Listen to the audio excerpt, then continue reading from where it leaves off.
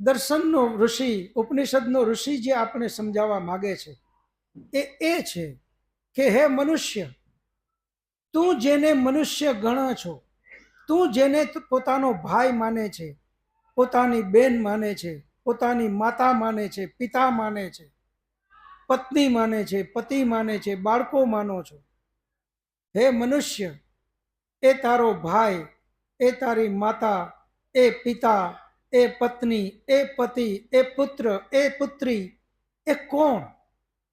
આનું ચિંતન કર. ચિંતન મનન એટલું કર કે તને ખ્યાલ આવે કે તું કોણ. પ્રશ્નાર્થ બધે જ લગાડ.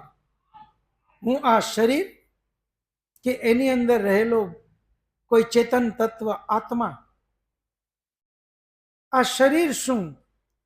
તો આ શરીર તો જળ છે, 5 મહાભૂતમાંથી બનેલું છે, જેમાંથી આ જે કાંઈ નરી આંખે દેખાય આખો સંસાર, માઇક, પંખા, લાઈટ, આ બધું જ 5 મહાભૂતમાંથી બન્યું છે.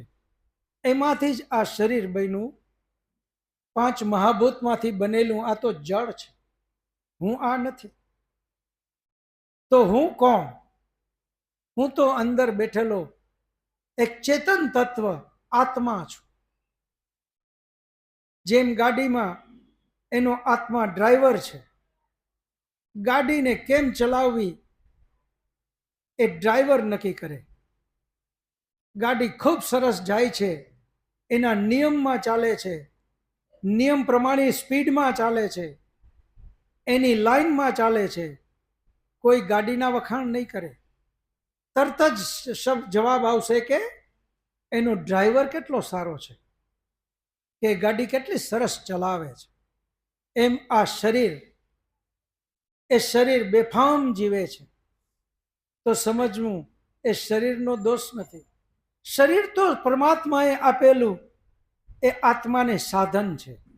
ગાડી જેમ સાધન છે, એનો ચલાવનારો ડ્રાઈવર એ જ એને ચલાવે છે, એમ આ શરીર પણ એક સાધન છે. એનો ચલાવનારો ડ્રાઈવર અંદર બેઠેલો આત્મા છે. ગાડીમાં એક્સિડન્ટ થાય તો એનો દોષી ડ્રાઈવર બને. એમ આ શરીરમાં જે કાંઈ ઘટે છે એનો દોષી અંદર બેઠેલો ચેતન આત્મા છે. આ આત્માને આપણે બરાબર સમજીએ, પ્રકૃતિને બરાબર સમજીએ,